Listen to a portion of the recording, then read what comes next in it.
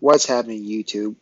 Unfortunately, the growing pains definitely continues. So the first quarter, it looked really promising for the Clippers. It was a pretty fun game, like pretty much like the way how we played and that way how our opposing team, the Spurs, plays. We were pretty much like neck to neck. Amir Coffey, he basically bounced back on what happened against the New Orleans Pelicans. He pretty much was basically our best player of the past 4 games, honestly. Like he had 20 points in total. He made timely threes.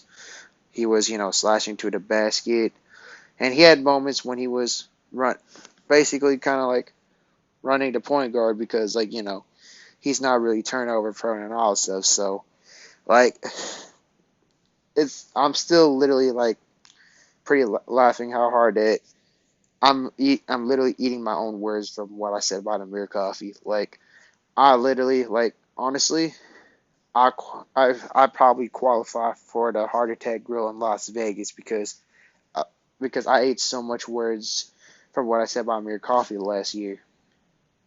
Like it's just pretty wild. But anyways, throughout the game, it was neck to neck. Second half, Dots win. The San Antonio Spurs pretty much like picked up the whole entire momentum and all this stuff. Derek White basically was pretty much killing us for the whole game. He was making shots, playing great defense, and of course they got friggin' the Jonte Murray. When I'll bring him up later on, but third quarter the Clippers made a pretty nice comeback. Nick Batum was always being Nick Batum, made timely threes. Marcus Morris in the first like 3 quarters he was pretty good. He was getting to the post, doing his post fadeaways, which is that's what I really like Marcus Morris to do is start doing some post fadeaways.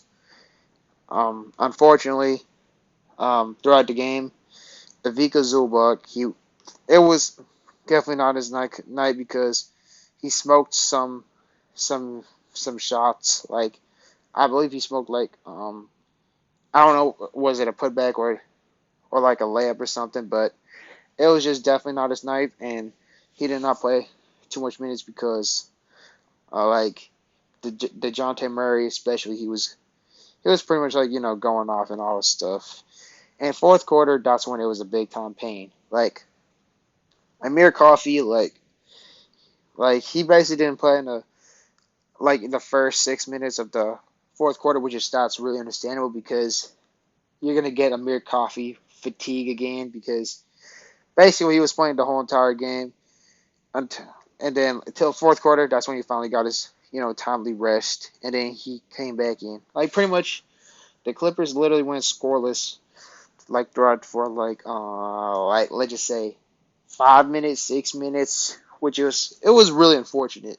Like, but again, I really hope, just please on MLK Day we get a dub against the Indiana Pacers because I ain't gonna lie, the Clippers have a big time growing pain they could definitely fix. And it's basically like like I don't know, like our players need to gain the spark and gain all the momentum and stuff. Like especially my man Action Jackson. Like look, Action Jackson, we know what he can do when he's capable. He's a clutch player. He's a walking bucket, especially during the playoffs. But lately, since the Denver Nuggets game, like the Denver Nuggets game, Reggie was clutch. Like we all know that. Then we face against I believe the New Orleans Pelicans. Then now, then now we face against the San Antonio Spurs. Reggie Jackson, yeah, he's been, what I'm saying, like again, it could definitely easily be a growing pain. You cannot have it all, but Reggie Jackson, he could definitely, work on some consistencies and all this stuff. Like I believe he only had like 7 points, I believe, which is like that's not the Reggie Jackson that we all would love to see. But and then I mean, it's just the shots were not pretty much falling. Like which is again really that was pretty unfortunate. But just hopefully, please, Reggie, hopefully you could you could spark it up again when we face the Indiana Pacers. Um, Marcus Morris, he did a lot better than what he did against the New Orleans Pelicans, but again, he also shot pretty inefficient as well too. Like I believe it was like 6 for 17. Fourth quarter, he pretty much could not really buy a bucket. Like he was able to buy a bucket mainly in the first half and made like some in his third half, but fourth quarter that's when pretty much everyone went ice cold. Um, Terrence Mann, he didn't. Unfortunately, he had like 6 points, I believe. He didn't really do too much, but again, he was definitely not the problem. Still love T Man.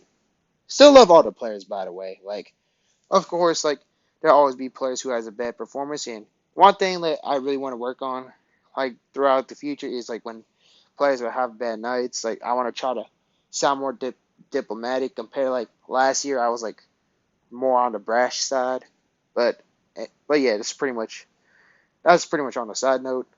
Eric Bledsoe, like it was definitely Bledsoe. Like he was on a big hiccup lately, like especially in the last like 3 minutes because Eric Bledsoe had a decent amount of turnovers, like especially like the last 2 minutes. Like he was a turning ball over like a whole lot of time, costing a lot of mistakes and all the stuff. He had the one offensive foul and all the stuff, which is pretty unfortunate. Like the thing about Bledsoe is like when he's good, you'll love him. You'll feel like, oh yeah, he's the guy. But my bad, by the way, for the weird audio noise.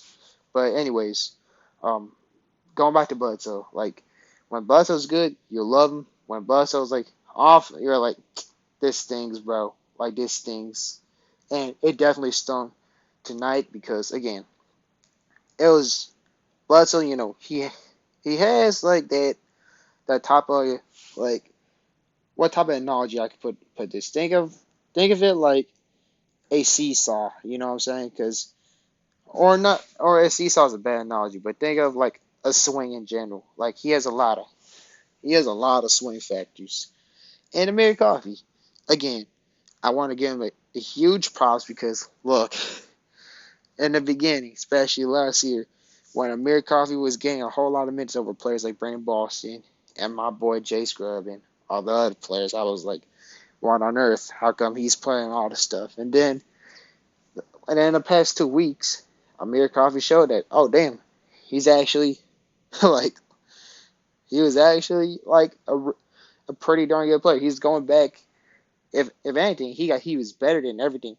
Then he was better than ever. But anyways, like going like the last 3 weeks, he started like, oh, he's starting to look like the Amir Coffey when he had dreadlocks. And then now Amir Coffey's literally taking on a whole new level, like being a 3 and D type player. Like this man he honestly could run the offense at times. Like I seen, Amir Coffey was like just simply um dribbling like on top of the court. And his playmaking is actually pretty darn solid. But the reason why he only has 1 assist is just because our players can buy a bucket. Like he was getting players like Marcus Morris and Reggie Jackson good looks. I mean, really good looks. But like again, Amir Coffey 20 points unfortunately was not enough for the Clippers to basically win the game. And then Serge Ibaka, like look, my man Serge, bro. I know a decent amount of Clippers fans would be willing to trade Serge Ibaka just because of his age and everything. But for me, I want to hold on to Serge because Serge is that type of center that would ideally like fit your team because he can shoot the ball. He's somewhat mobile. Um, he has he did had a solid block, I believe. and he's a solid rim protector. Like I personally would want to hold on to Serge Ibaka. That's just my opinion, though. And then my man Vika Zubac, like, look, despite like he had a somewhat solid performance against the Pelicans, tonight was just definitely like see Zubac is in a way he's kind of like a somewhat another like a swing factor like Zubac is I don't know like I don't know what's good with Zubac, but I just hope that I just hope he could find his rhythm as well. But overall, as the whole entire Clippers in general, I just wish that I just hope that we could get more consistent and all this stuff. But again, you got to consider Kawhi and Paul George is hurt. But at the same time, though, like we should be stepping up in general. Like, of course, now definitely, a lot of Clippers fans would definitely now they definitely would be willing to do anything they could get to trade for another star and all this stuff. But again, I mean that's their opinion and that's all cool.